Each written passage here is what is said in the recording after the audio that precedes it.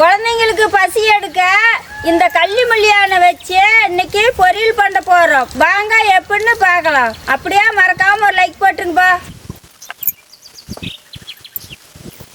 தண்ணி ஊத்தி கள்ளி மல்லியான வேவிச்சுக்கலாம்பா. கள்ளி மல்லியா, கல் உப்பு,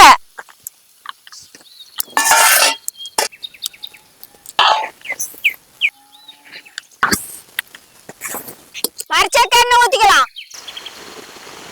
கடுகு, பூண்டு, நறுக்குன வெங்காயம், கருவேப்பிலை,